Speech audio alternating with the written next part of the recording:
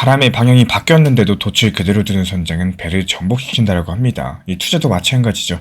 이제부터 긴축이라는 역풍이 멈췄고요. 이 성장과 유동성이라는 거대한 순풍이 이제부터 불어오기 시작을 했습니다.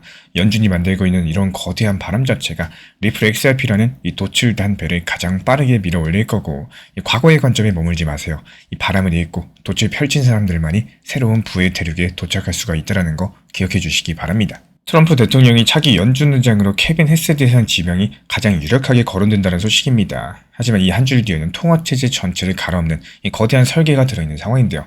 오늘은 이 설계가 어떻게 돌아가고 있는지, 이런 구조 속에서 리플 XRP가 왜 슈퍼사이클의 중심에 서게 되는지 끝까지 연결해서 살펴보도록 하겠습니다. 먼저 아주 큰 그림부터 잡아보자면은 이 지난 몇 년 동안 시장을 지배하던 단어가 높게, 오래였죠.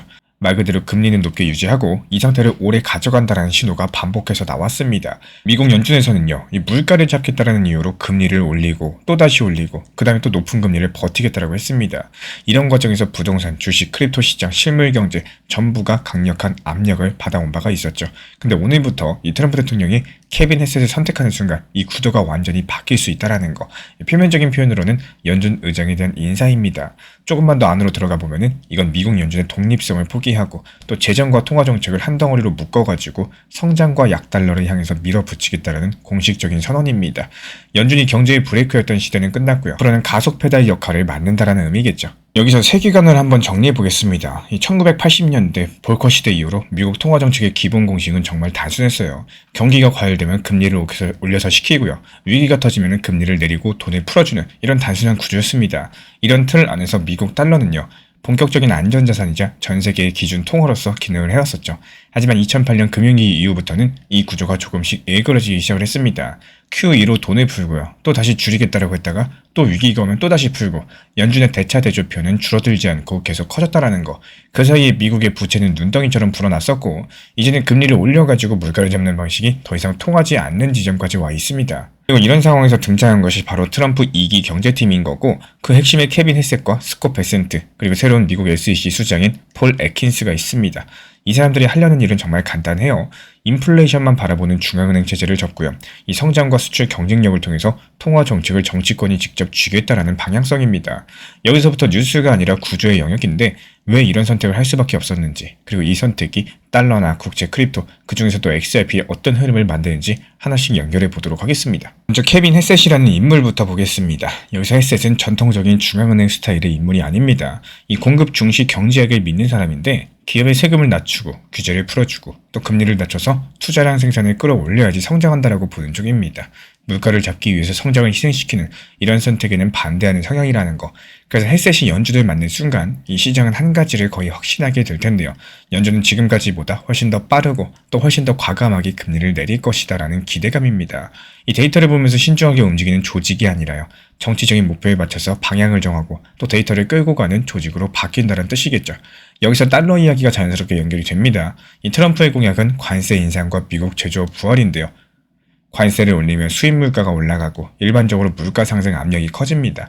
그런데도 금리를 내리고 싶다면 다른 레버를 동시에 같이 써야겠죠. 바로 달러 가치를 낮추는 전략인데요. 이때 등장하는 개념이 새 플라자 합의, 이른바 마라라고 어코드입니다. 1985년 플라자 합의가 미국과 일본, 독일 등이 모여서 달러 강세를 꺾기 위해서 협의한 사건이라면은 이번에는 미국이 먼저 약달러 전략을 밀어붙이는 형태인데요. 관세로서 수입품 가격을 올리면서도 달러 가치를 떨어뜨려가지고 수출 경쟁력을 키우고 이 국제 실질 부담을 줄여버리는 이중 전략입니다. 이 전략의 실제 집행에서 중요한 인물이 재무장관 스콧 베센트고, 이 베센트는 헤지펀드 출신이고요. 환율과 자본 흐름에 상당히 익숙한 사람입니다. 재무부에서 거대한 국채를 발행하고 헤셋이 이끄는 연준은 금리를 낮추면서 이 국채를 시장에서 흡수하는 이런 방식으로 공조하게 될 텐데, 겉으로 봤을 때 시장이 자율적으로 움직이는 것처럼 보이지만요, 그 안에서는 이 재정과 통화가 하나의 팀처럼 움직이면서 달러 약세, 저금리, 유동성 확대라는 이런 목표를 향해서 설정이 될 겁니다. 그리고 2단계에서 채권 시장이 반발할 수가 있습니다. 이 시장에서 이거는 화폐 가치 훼손이다라고 판단하면은 중장기 금리 끌어올리면서 국채를 팔아버리는 움직임이 나와줄 거예요. 여기서 연준이 꺼낼 수 있는 카드가 수익률 곡선 통제인데요. 이 특정 만기 이상의 금리가 일정 수준을 넘지 못하게 연준이 적극적으로 국채를 매입해서 금리를 눌러버리는 방식입니다. 이렇게 되면 겉으로 보이는 금리는 안정된 것처럼 유지되지만 그 이면에서 달러 공급이 폭발적으로 늘어나고 통화 가치 희석이 빠른 속도로 진행이 될 거라는 거. 이런 구조가 완성되면 어떤 자산이 가장 먼저 반응할 수 있을까요? 가장 단순한 답은 위험 자산입니다. 이 채권 수익률이 인위적으로 눌려있고 또 은행 예금 이자는 매력적이지 않게 만들면은 큰 돈은 자연스럽게 더 높은 수익을 찾아서 움직이게 될 거예요. 주식과 부동산 그리고 크립토로서 시장 자본들이 이동하겠죠. 이런 지점에서 크립토 안에서도 자산 간의 역할이 갈리게 될 겁니다. 이 비트코인은 가치 저장에 초점이 맞춰진 자산이죠. 달러 가치가 희석된다. 공급량이 고정된 디지털 금에 대한 관심이 커지는 구조일 거고, 반면에 XRP는 가치의 저장보다는 가치의 이동, 즉 유동성의 속도에 초점이 맞춰져 있다는 거. 이 두 가지 자산이 같은 시장 안에서 서로 다른 역할을 맡게 될 거고요.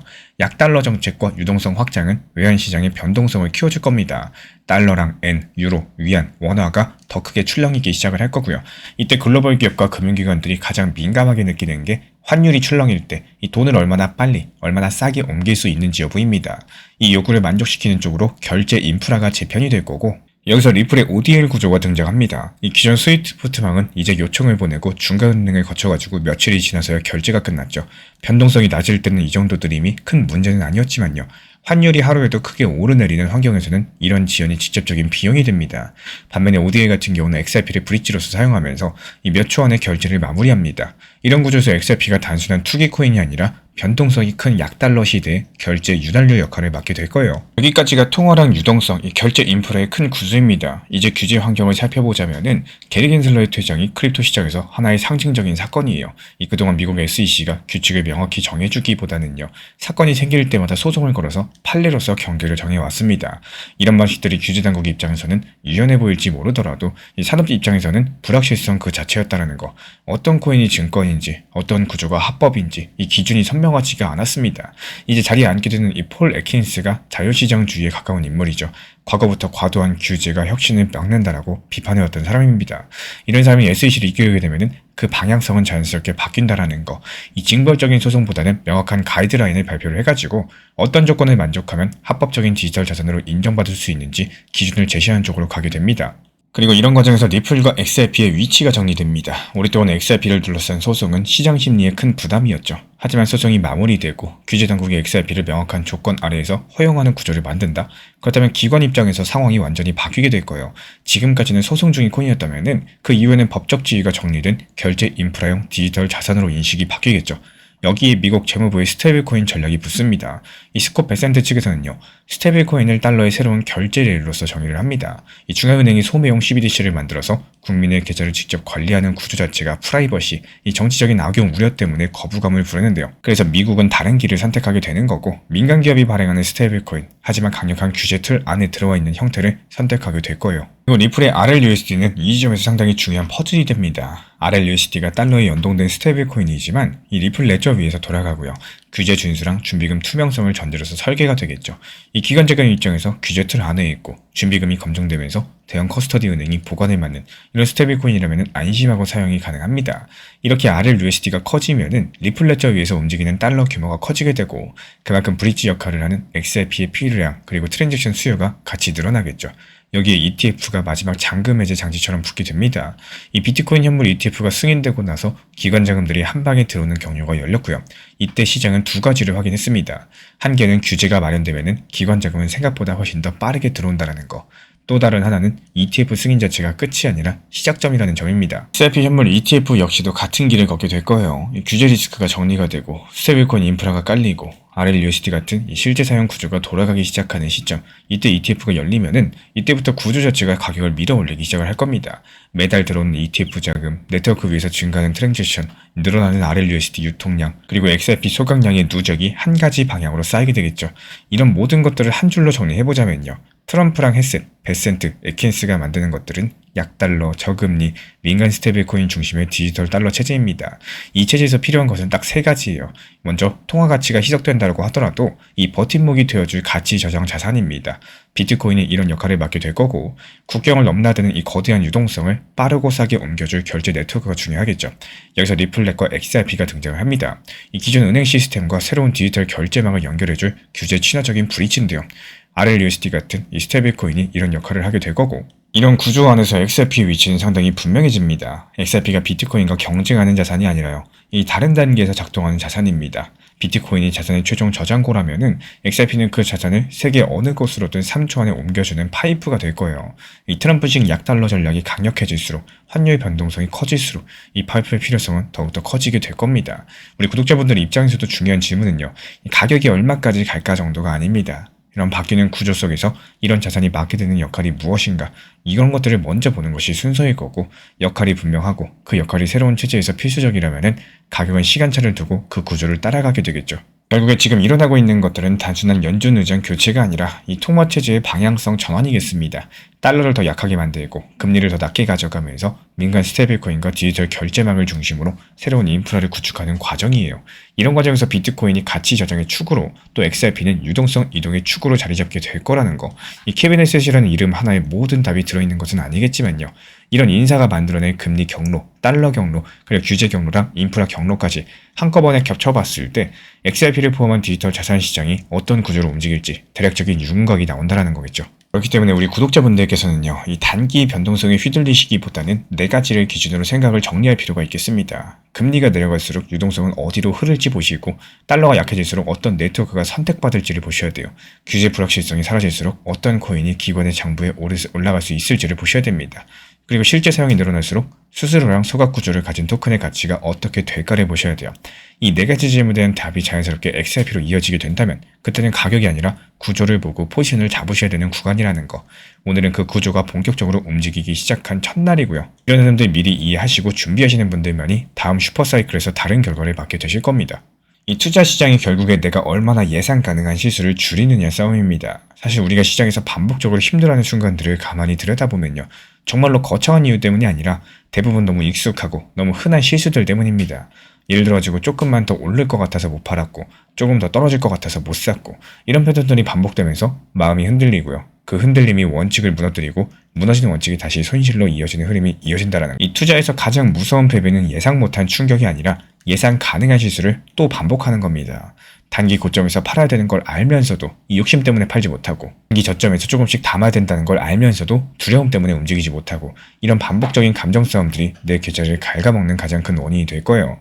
그렇기 때문에 정말로 중요한 거는 이 천재적인 매도 타이밍이 아니라 내가 매번 반복해오던 감정적인 실수를 최소한 한 가지씩이라도 줄여나가는 과정입니다. 이런 것들이 쌓이면 시장이 올라갈 때도 하락할 때도 훨씬 더 편안해지고 대응이 더 부드러워지겠죠. 결국에 누구나 최고점과 최저점을 정확히 맞추는 건 불가능한 일이겠죠. 적당선의 단기 고점과 단기 저점만 잘 활용하는 전략만 잘 세우셔도 이 투자 시장을 바라보는 관점이 달라진다는 걸 느끼실 수가 있을 겁니다. 제가 안내드리고 있는 정보방에서도 이 무리한 비중보다는 항상 비중 조절하고 원칙 매매를 강조드리는 이유이기도 하기 때문에 업비트 비썸 현물 매매로 필요하신 분들께서만 신청 주시면 안내 도움 드리고 있고요. 결국에 투자라는 게 거창한 비밀이 있는 게 아니라요. 이 지극히 단순하고 당연한 원칙을 감정에 흔들리지 않으면서 계속 지켜내는 사람만 살아남는 구조입니다. 계획을 세우셨다면 그 계획이 나를 지켜주도록 만드는 게 핵심인 거고, 그 계획을 흔드는 거는 시장이 아니라 대부분 내 감정이라는 것들 반드시 기억해 주셨으면 좋겠습니다.